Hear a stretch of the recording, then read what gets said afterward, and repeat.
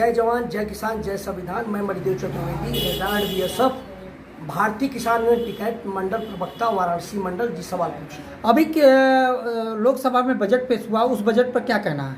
जी निश्चित रूप से सबसे पहले मेरा कमेंट है, ये बजट ग्रामीण इलाकों के खिलाफ है। निश्चित रूप से किसान मजदूर विरोधी है। आज इन तीन जो 3.0 जो मोदी का ये बजट पेश हुआ है, इसमें तीनों में इन्होंने बैंकों का स्तर ऊंचा उठा है और कारपोरेट घराने जो उनका था, उनका व्यापार बहुत ज़्यादा बढ़ गया, जरूरत से ज़्यादा।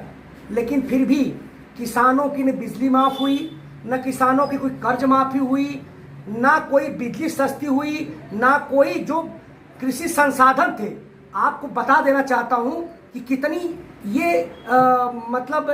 इस तरह से तानाशाह सरकार है और बिल्कुल एकदम संवेदनहीन कि 15% 18% उर्वरक पर और 15% ट्रैक्टर जो होते हैं वगैरह संसाधन कृषि के, उस पर टैक्स लगता है, उसमें भी रियायत नहीं दी। इसलिए इस बजट को मैं खारिज करता हूं और मैं आगे बढ़ता हूं। इन्होंने लगभग 48 लाख करोड़ का बजट दिया है, उससे ज़्यादा का, और 1,52,00,000 कृषि क्षेत्र को दिया है। आप जानते हैं इन्होंने क्या किया है कृषि क्षेत्र में? UPI के माध्यम से इन्होंने कहा है कि हम जो है प्राकृतिक खेती करेंगे। प्राकृतिक खेती पर जोर क्यों दे रहे हैं? अभी नैनो, ये जबरदस्ती किसानों को नैनो बेच रहे थे प्राइवेट कंपनी का, तब इनका कहाँ चला गया था?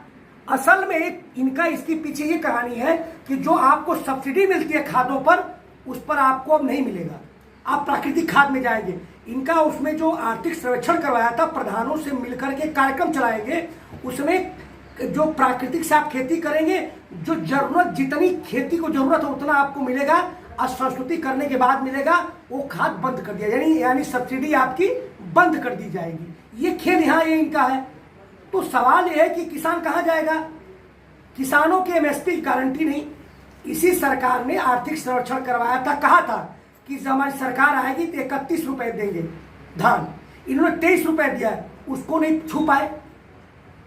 इन्होंने MSP गारंटी की बात, जब किसान आंदोलन खड़ा हुआ खत्म हुआ था, एक सब कमेटी बैठी थी, आप उचित मूल्य नहीं दे रहे हैं। और सबसे बड़ी जो एक ढोल पीटते हैं जो सरकार के समर्थक हैं, हर साल 2 महंगाई भत्ता बढ़ता है, सरकारी कर्मचारियों को मिलता है, और ये जो आपको 6,000 रुपये जो भीख दिया जाता है, ये कहती है सरकार की महंगाई से लड़ने के लिए किसानों को। तो मैं पूछना चाहता हूं कि जब हर बार 3% 2% देते हैं, 19 दे रहे हैं पैसा, तो कम से कम 31% हो गया, तो सारे चीजों के दाम बढ़ गए। तो जो 6,000 भीख दे रहे थे, हमें नहीं चाहिए, 6,000 भीख दे रहे थे, इसको भी तो बढ़ाना चाहिए था। जब बैंकों की आर्थिक स्थिति बहुत अच्छी, जरूरत से ज्यादा अच्छी हो गई है, कारपोरेट घरानों की हो गई है, तो आपने क्या किया? आप 6,000 बढ़ा सकते थे। ये सरकार बिल्कुल हत्यारी सरकार है। ये जब प्राकृतिक साधन से काम करेंगे, उसमें कह रहे हैं कि जो खेती में जो नुकसान हो रहा है, संरक्षण हो रहा है, विषाक्त हो रहा है, उससे बचाएंगे। श्रीलंका में भी हुआ था, इससे 50% उत्पादन घट गया। और यहाँ पर भी जब इन्होंने लक्ष्य रखा है कि 2 साल में 1 करोड़ परिवार को हम प्राकृतिक संसाधन से खेती करें, प्राकृतिक संपदा। तो ये मैं कहना चाहता हूँ, इससे 50% खाद्य की जो उत्पादन घट जाएगा, देश में संकट पैदा हो जाएगा। तो इन्होंने गाहे बगाहे सारी चीज़ों को सब इन्होंने किया है, और मैं विषय में नहीं जाऊँगा, युवाओं के लिए, महिलाओं के लिए क्या किया भगवान जाने।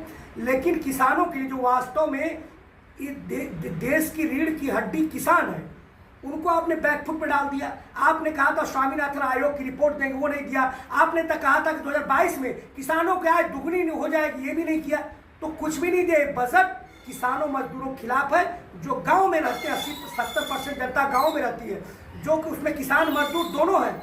जब किसान अच्छे होंगे तभी मजदूर भी उनको अच्छी देंगे सेवा।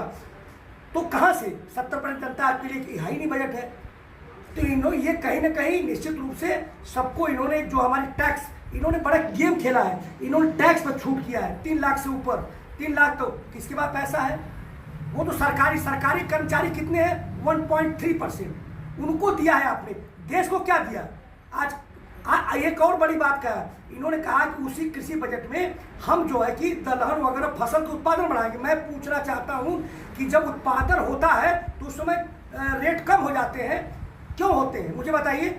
आप जब तक बाजार नहीं किसानों को देंगे कि कहाँ बेचें, उनका मूल्य नहीं मिलता, एमएसपी नहीं मिलता, तो क्या करें। उत्पादन तो किसान करना चाहता है, किसान कर लेगा, लेकिन उसका बाजार नहीं मिल रहा है तो क्या करेंगे आप। तो बाजार दीजिए ना, उत्पादन बढ़ा क्या करेंगे। जब हमें मूल्य नहीं मिलेगा, टमाटर का मूल्य नहीं मिलेगा, दूध का मूल्य नहीं मिलेगा, धान का नहीं मिलेगा, गेहूं का, दलहन का नहीं मिलेगा, दलहन कैसे डाउन हो गई, दलहन हमारे पास हुई तो कैसे सरसों डाउन हो गई, हम क्यों खेती करेंगे बताइए मुझे। तो ये सरकार कहीं ना कहीं हमें फंसा रही, इस बिल को समझना चाहिए। निश्चित में संविधान खतरे में, देश खतरा में है। संविधान को बचाने के लिए इनको जो लोकसभा की जो विधान अभी कमजोर हो गए हैं, अभी इनका पूरा मैं कहूँगा कुर्सी बचाओ ये बजट था। जो अभी 10 उपचुनाव हो रहे हैं उसमें हराइए, वोट करिए, बिल्कुल बीजेपी पूंजीपतियों की है। और जो आगामी विधानसभा इनको दरकिनार के अगली लोकसभा में साफ कर दीजिए, तभी देश बचेगा, नहीं तो किसान नहीं बचेगा, देश नहीं बचेगा। जय हिंद, जय जवान, जय किसान।